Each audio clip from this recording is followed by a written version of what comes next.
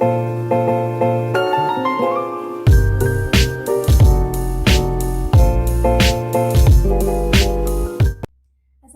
warahmatullahi wabarakatuh. Perkenalkan, saya Hurhid Sumanapula. Kalian bisa panggil saya ibu atau kakak. Semoga adik-adik tidak asing ya, karena kita sudah melakukan 3 kali pertemuan dengan hari ini. Sebelum kita mulai pembelajaran, sebaiknya kita berdoa semoga pembelajaran kali ini memberikan manfaat dan berkah untuk kita semua. Dan hari ini kita akan masuk ke bab 4 yang berjudul menuai keberkahan dengan rasa hormat dan taat kepada orang tua dan guru. Semoga adik-adik tetap semangat meskipun pembelajaran masih daring, tetap dijaga kesehatannya dan tetap antusias mengikuti pembelajaran kali ini. Oke, kita mulai pembelajarannya. Adik-adik kelas 9C. Di sini ada gambar tentang seorang anak yang mencium tangan kedua orang tua. Kenapa harus mencium tangan saat kita hendak bepergian, kita hendak berangkat sekolah, pulang sekolah? Mengapa? Mengapa kita perlu mencium tangan orang tua ketika hendak keluar rumah? Oke, setelah itu tahu nggak kenapa ada kata-kata surga di bawah telapak kaki ibu? Mengapa? Karena tidak tahu ataupun kita kurang yakin, saya akan memberikan dialog seorang ibu dan seorang murid. Silahkan disimak berikut ini. Assalamualaikum Ibu. Waalaikumsalam Sarah. Ibu, saya mau bertanya boleh? Silahkan Sarah. Ibu, apa yang dimaksud surga di bawah telapak kaki ibu? Guru, maksudnya surga atau nerakanya seorang anak tergantung pada ibunya. Peran ibu sangat menentukan bagi kehidupan seorang anak. Oh begitu Ibu. Sarah, di antara ayah dan ibu, siapa yang paling kamu hormati? Kedua-duanya saya hormati. Betul begitu Ibu? Jawab Sarah. Keduanya kita hormati. Namun, menurut hadis, kedudukan ibu 3 tingkat dibanding ayah. Nabi Muhammad SAW pernah bersabda, ibu, kemudian bapak. Ibu guru, mengapa kedudukan ibu 3 tingkat dibanding ayah? Karena ibu telah mengandung, melahirkan, dan mengasuh anak-anaknya. Terima kasih Ibu penjelasannya. Assalamualaikum. Guru menjawab, Waalaikumsalam warahmatullahi wabarakatuh.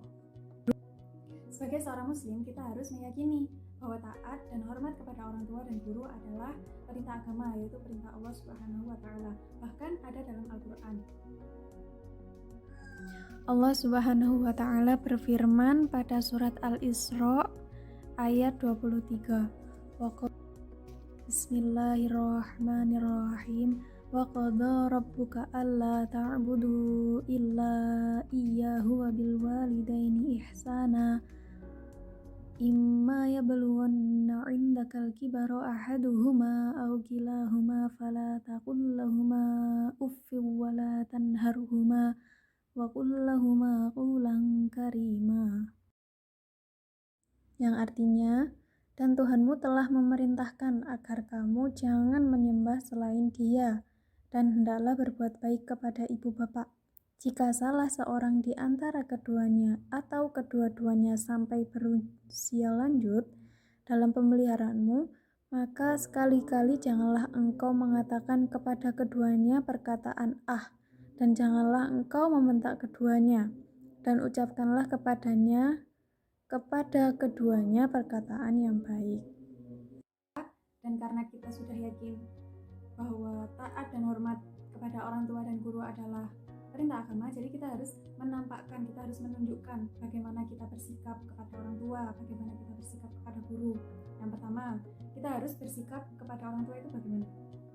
Kita harus menghormatinya dengan cara, contohnya dengan salim atau mencium tangan ketika hendak bepergian atau ketika pulang dari bepergian. Patuh dan taat terhadap nasihatnya. Nasihatnya apapun, misalnya di sekolah sudah tahu kita itu harus begini, tetapi orang tua itu kalau di rumah itu kadang mengulang lagi ya, apa yang sudah kita tahu. Gak apa-apa, kita harus mendengarkan, jangan dibantah, jangan nggak usah, kita harus mendengarkan saja.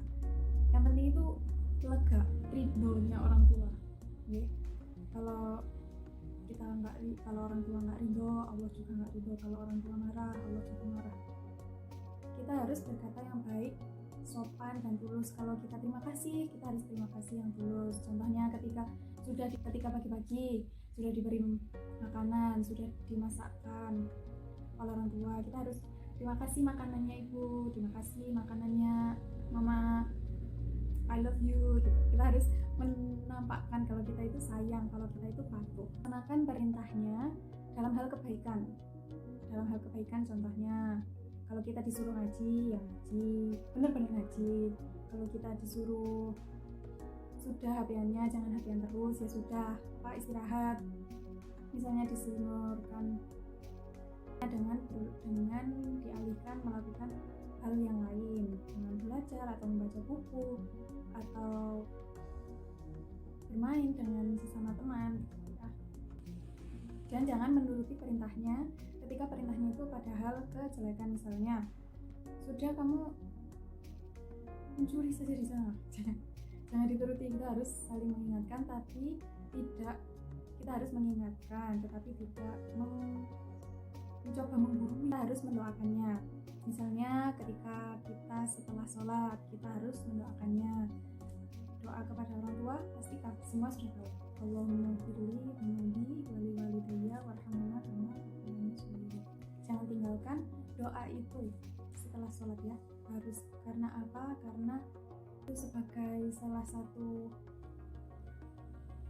bakti kita kepada orang tua, yaitu meringankan beban orang tua. Contohnya ketika cucian piring menumpuk, diam-diam kita sudah mas saya saja, kayak gitu. Kita harus mencoba meringankan bebannya. Oke. Bu, bagaimana kalau orang tuanya sudah meninggal? Kita masih bisa berbakti kepada orang tua. Yang pertama, berdoa untuk keduanya pastinya. Diam-diam kita ke kuburnya, kita mendoakannya, dibersihi makamnya. Yang kedua, menunaikan amanah atau wasiatnya. Yang ketiga, menjaga nama baiknya. Contohnya dengan kita berlaku baik, maka kita akan dikenal orang-orang dengan baik, dan orang tua kita pun namanya juga akan baik. Anak siapa sih ini? Baik banget gitu. Oh ternyata anaknya ini tuh. Jadi kita harus menjaga nama baik. Kita harus bersedekah dan diniatkan untuknya. Contohnya, saya mau sedekah nih di masjid, ya Allah, saya mau pahalanya sedekah ini diberikan kepada almarhumah ibu saya atau almarhum ayah saya. Dan masih banyak lagi cara kita untuk patuh dan taat kepada orang tua yang sudah meninggal ataupun yang masih hidup. Jadi kita harus bersyukur dan menjaga orang tua kita selagi masih sehat, selagi masih kuat. Kita harus menyenangkan hatinya, membuat mukanya tersenyum. Kenapa kita harus hormat dan taat kepada orang tua? Yang pertama, karena ibu yang mengandung kita, yang membesarkan kita, yang merawat kita, yang mendidik, yang membesarkan, yang memperhatikan kita, yang tahu isi hati kita itu maunya apa, yang kenal kita itu ya orang tua kita.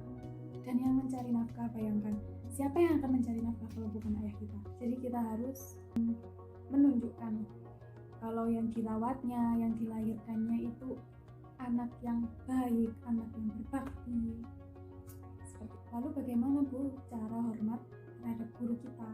Berdoa untuk keduanya. Yang pertama itu berdoa, jangan lupa berdoa untuk keduanya, baik orang tua maupun guru, karena dengan doa kita akan punya benteng seperti pelindung. Ya Allah, yang lindungi orang tua saya, yang lindungi guru-guru saya, yang lindungi semua umat Islam. Yang kedua, hormat terhadap ibu dan bapak guru. Contohnya ketika beliau lewat, kita harus mengucapkan assalamualaikum atau kita harus mencium tangannya. Yang ketiga, dengan tetap menaati perintahnya. Contohnya disuruh belajar di rumah ya belajar meskipun daring. Jangan menyepelekan guru ya. Karena guru itu penuh dengan tanda jasa. Contohnya karena guru kita bisa menulis, karena guru kita bisa membaca. Apalagi guru TK, guru kelas 1 itu sangat sangat berjasa nih. Jadi jangan dilupakan, jangan melupakan guru, karena guru juga kita dapat meraih cita-cita, meraih hidup yang sukses. Guru yang mengarahkan kita baiknya kemana, kita baiknya belajar apa. Jadi jangan pernah melupakan, menyepelekan, tidak hormat kepada guru.